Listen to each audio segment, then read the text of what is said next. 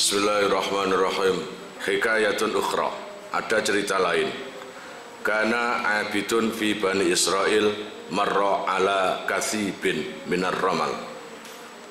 Ada seorang hamba dari Bani Israel sewaktu ketika melewati di gurun Sahara. Jadi gurun Sahara itu satu tempat yang isine pasir tok. No umpama batu tok iku jenenge tebing. Kan ngono. Nah ini gurun Sahara berarti pasir tok. Orang ini sebenarnya dermawan, tapi dia ini nggak punya apa-apa. Dermawan tapi nggak punya apa-apa. Jadi apa yang dipikirkan? Waqad asaba Bani Israel maja'atun. Waqad asaba tadi fa'il maja'atun. Dia melewati beberapa kampung, beberapa daerah yang isinya itu orang-orang kelaparan. Wong luwe iku wajahe lesu apa semerenga? Lesu, ya, lesu. Maka dia tahu kalau mereka itu lapar.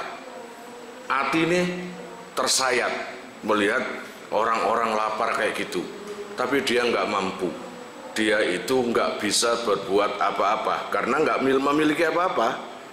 Fatamanna fi nafsihi anna hadza law kana daqiqan la asba'a butunu Bani Israel. Lalu dia ini punya harapan. Tamanni itu beda dengan taroji. Kalau tamanni mengharapkan sesuatu yang tidak mungkin atau sangat sulit terjadi. Tapi kalau taroji mengharapkan sesuatu yang masih mungkin terjadi. Apa keinginannya? Dalam hati dia ini berpikir, laukana daqiqan la asba'a butunu Bani Israel. Ketika dia itu di tengah-tengah gurun pasir, dia melihat pasir, semua pasir itu. Dia lihat semua tola-toleh dan berpikir, andai pasir ini adalah tepung. Zaman dulu tepung, kalau zaman sekarang beras. Maka orang-orang kampung di sekitar sini pasti kenyang semua. Atau disimpulkan begini, andai beras ini atau andai pasir ini berupa beras dan itu adalah milikku, maka semua aku kenyangkan, semua akan saya kenyangkan. Hanya gitu tok, berpikir cuma gitu tok. Langsung Allah Ta'ala mengutus malaikat. Fa'auhallah Ta'ala ila nabiyyin min anbiyaihim. Langsung Allah Ta'ala memanggil salah satu malaikat. Hei malaikat, kamu turun, temui nabiku. Lalu memberi wahyu kepada salah satu nabi. Disuruh menemui pemuda itu tadi. Orang itu tadi yang apa jenenge? Punya harapan, yang punya harapan itu. Anqul li fulanin, malaikatku, ucapkan pada dia, katakan pada dia, nopo ya Allah, ngono. Innallaha ta'ala qad aujabalaka minal ajri. Sesungguhnya Allah telah mengijabahi kamu apa yang kamu inginkan. Walaupun pasir tetap jadi pasir, walaupun tidak ada beras, walaupun keinginannya itu tidak tercapai, tapi minimal Allah Ta'ala memberi pahala seperti mengenyangkan seluruh masyarakat itu. Tetap dapat pahala seperti mengenyangkan seluruh masyarakat yang kelaparan itu. Faman rahima ibadallah yarhamullah. Maka sama seperti seluruh padang pasir, pahalanya seperti menjadi beras atau menjadi tepung, dan pahalanya sama dengan mengenyangkan seluruh masyarakat yang diangan-angankan itu tadi. Siapapun juga yang berbelas kasihan pada hamba Allah, yarhamuhullah, maka dia dapat belas kasihan Allah. Fa inna dzalikal abda lamma rahima ibadallah biqaulihi law kana hadza daqiqan la asba'an nasa. Karena hamba itu, orang itu telah punya rasa kasihan terhadap masyarakat yang kelaparan itu sampai dia berpikir gurun pasir menjadi beras, gurun pasir menjadi tepung. Iku saking welase nang masyarakat. Kalau nggak kasihan nggak mungkin punya pikiran gitu. Akhirnya fawajadat sawaba kama lau fa'ala, maka dia mendapat pahala Allah sama halnya seperti membelanjakan satu gurun pasir beras, segurun pasir beras, segurun pasir itu untuk mengenyangkan masyarakat itu, sama pahalanya. Sekarang hadis yang kedua, al-hadis tsani, hadis yang kedua. Ani Bani Mas'ud radhiyallahu ta'ala anhu, dari Ibnu Mas'ud radhiyallahu ta'ala anhu, qala Rasulullah sallallahu alaihi wasallam, al-fajir ar-raji rahmatullahi ta'ala aqrabu ilallahi minal abidil muknib. Seorang hamba pendosa, ngerti? Seorang hamba pendosa, ngerti pendosa? Yang memang ahli berdosa, banyak dosa, ya, tapi tetap mengharap rahmatnya Allah, itu lebih mendekati Allah, lebih dekat dengan Allah, lebih dicintai Allah daripada orang yang ahli ibadah tapi senengane memutus rahmatnya orang lain terhadap Allah. Ngerti maksudnya? Kamu banyak dosa, selalu berbuat maksiat, tapi kamu yakin dengan rahmat Allah, sifat walas asli Allah Ta'ala, pasti kamu akan dapat, pasti Allah akan memberi. Itu lebih afdol, lebih utama, lebih dicintai Allah daripada kalian, ya, ahli ibadah tapi selalu nyekekno wong liya. Ngerti nyekekno wong liya? Mengecewakan atau memutus rahmat orang lain. Orang wis regep ibadah, ala percuma barekan kono neraka ae. Nah, dia itu nggak tahu neraka tuh surga. Saking kepingin konco derokan ae lho. Iya apa enggak? Kepingin ngancani orang sing ngancani derokan ae. Mestinya kalian ini teman kalian beribadah, ngaji, tapi gara-gara dicekak nang ngono iku akhire males. Wis salah percuma. Kon yai ngaji wingi. Wong nek pasti neraka, pasti neraka. Wong nek pasti swarga, pasti swarga. Lah awakmu iki ero nek kon swarga. Ya gak ero. Lah iya. Wong gak ero kono swarga kok sing gedune. Biasae. Nyantai. Lho, ngono iki lho. Iya apa enggak? Dengan adanya kamu itu memberi semangat orang yang aslinya orang ini malas ngaji, yang aslinya orang ini malas ibadah, dari gara-gara omongan kamu kemudian dia beribadah, maka orang ini berarti tidak memutus rahmat Allah tapi malah menyambungkan rahmat Allah. Itu berarti kalian tandanya adalah orang yang selalu mendapat rahmat Allah. Hati-hati, jangan sampai kalian menjadi tanda sebagai pemutus rahmat Allah.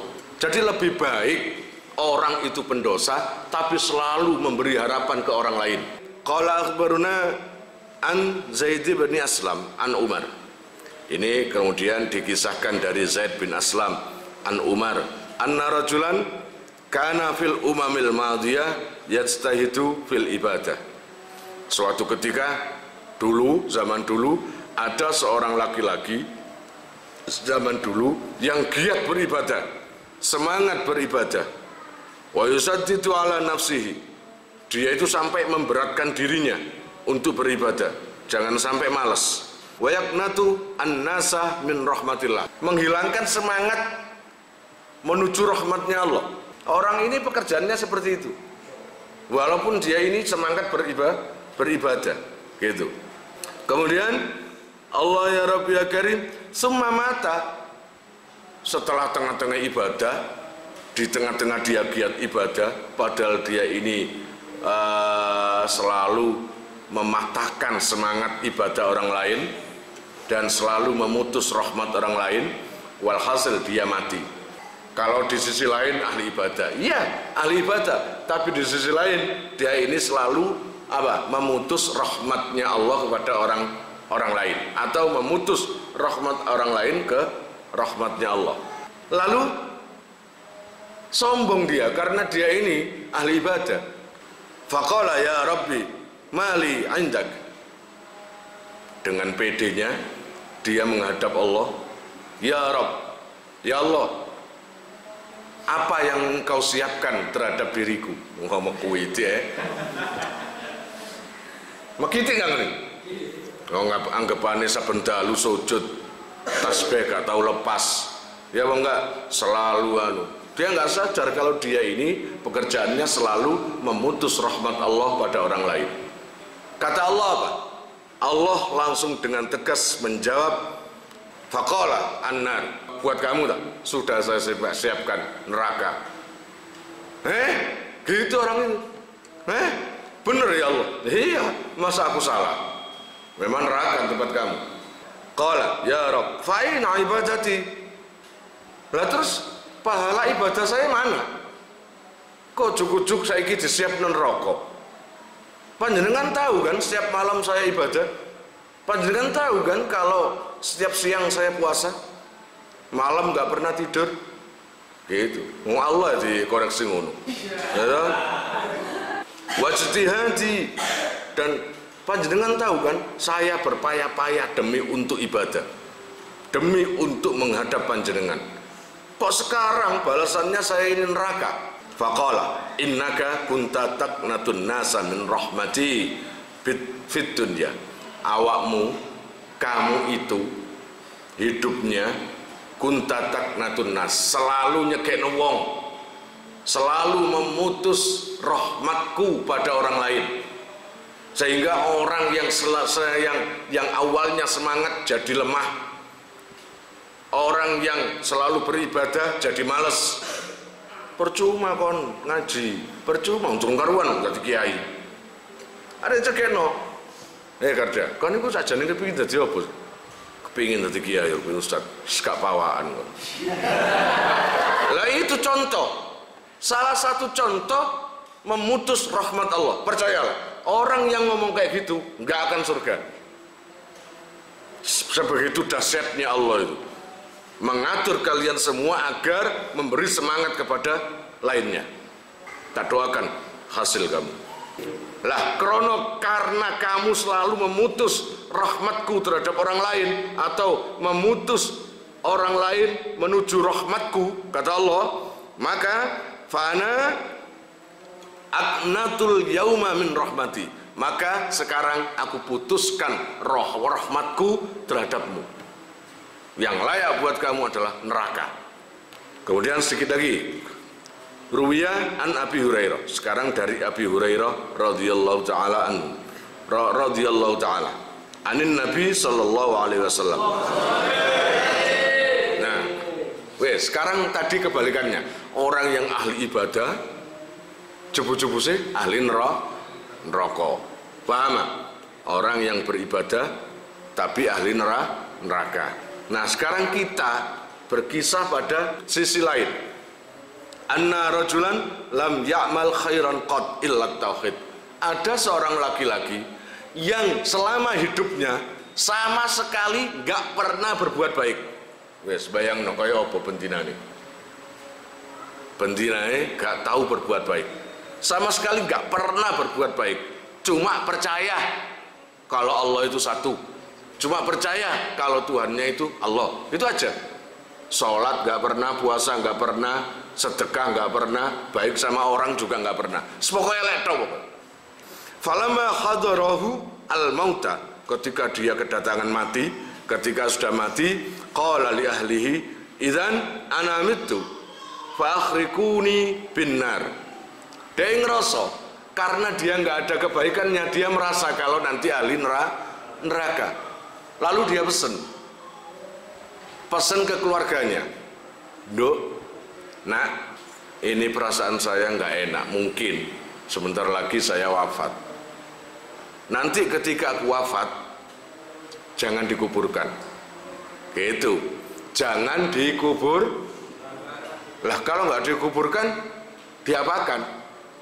Kata orang itu, bakar saja jasadku, karena saya merasa ahli neraka. Mending bakar aja. Sebelum dinerakakan oleh Allah, bakar dulu saya. Hatta tatawani Ramadan summa zaruni fil bahri. Bakar saja jasadku sampai menjadi debu. Tulang-tulangnya hancur sampai menjadi debu. Daging-dagingku hancur sampai menjadi debu. Kalau sudah jadi debu, bawa debu jasadku itu tadi ke tengah lautan. Pilih hari di mana angin berembus kencang. Lalu tebarkan abu jasad saya tadi. Tsumma dzaruni fil bahri fi yaumi rikhin. Fafa'alu. Maka anggota keluarganya mengerjakan wasiat itu tadi. Setelah dibakar sampai menjadi debu, kemudian debunya itu dikumpulkan, lalu dibawa ke tengah lautan, mencari hari di mana banyak angin. Kan ada kan hari yang banyak angin itu. Setelah di tengah lautan, debunya ditebarkan. Itu anggapane engko nek didoleh Allah cek gak ono aku. Gitu, pikirannya mungkin gitu. Biar malaikat mungkar nakir nyari nanti. Saya kan nggak ada, saya kan sudah jadi debu dan debunya sudah ditebar di tengah lautan dan kena angin. Malaikat dolehin kok. Gitu. Cari ke saya, nggak nemu akan nanti, nggak nemu nanti. Dia nggak paham kalau yang hancur adalah jasadnya. Di sisi lain ada ruh. Ruhnya itu nggak akan kemana-mana, masih tetap di bawah genggaman Allah. Kamu atau siapapun mati dimanapun, tetap ruhnya itu kembali ke Allah. Ruhnya itu dalam genggaman Allah. Faidan huwa fi qabdatillah, ternyata ruhnya orang itu ada di genggaman Allah. Allah tanya, qala Allah, ma hamalaka ala ma fa'alta. Lapo kon ngono iku? Lapo? Cek soroe, kamu susah payah menghindar dari mungkar nakir, menghindar dari siksaanku. Lapo ngono iku? Jawabannya simpel. Orang itu jawaban simpel.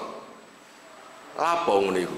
Dijawab, qala makhafatak, saking wedine, karena rasa takut saya padamu ya Allah. Nah, Allah Ta'ala jawabani ngoten. Ngerti ret itu maksudnya apa? Kemarahan Allah menurun. Aslinya Allah emang keberketen. Nah wong iku malah keberketen. Kurang ngajar, sampai awak diobong, sawit dibuak nang lautan. Perasaane gak ngarah ketemu aku. Perasaane Allah aku gak iso ndoleki. Mau wangkel. Begitu. Lapo kon ngono iku? Menjawab, ini semua saya lakukan karena saya sangat takut pada panjenengan ya Allah. Kemarin Allah langsung diminimalis, asalnya maksimal, langsung minimalis dengan jawaban itu tadi, karena takut dengan sampean. Langsung kayak gitu. Faghfira lahu biha. Allah langsung mengampuni orang itu. Iya tak? Kamu benar-benar takut dengan saya. Makanya saya gitu ya Allah, karena rasa takut saya pada sampean. Wa huwa lam ya'mal khairan. Padahal dia itu nggak pernah berbuat baik. Gitu loh. Illa tauhid, cuma itu tok. Allah sudah mengampuni semuanya dosanya. Dan kalau sudah mendengar kisah ini, masih punya anggapan kamu kalau Allah itu diktator? Enggak. Kalau Allah nggak punya belas kasihan? Enggak. Makanya kamu harus tenang. Sebesar apapun dosa kamu, cuma satu yang kamu butuhkan, sesuatu yang bisa merendahkan nafsunya Allah, merendahkan kemarahan Allah, menghilangkan kemarahan Allah. Paham? Gitu aja. Wallahu a'lam bishawab. Kalian jika mau nomor HP kalian tak simpan di memori HP saya, SMS aja ke nomor saya dengan mengetik nama, asal, itu aja. Nanti saya save. Lalu nanti akan terhubung ke WA saya. Insya Allah akan ada pemberitahuan, perkembangan tentang NR atau ada video baru atau apa. Biasanya saya umumkan di status WhatsApp ya. Buat para donatur, saya sangat terima kasih. Insya Allah barokahnya, manfaatnya akan sampai pada kalian dan menjadi jariah nanti. Dan akan lestari terus sampai kalian meninggal itu nanti. Jangan khawatir, nama kalian tidak akan saya lupakan.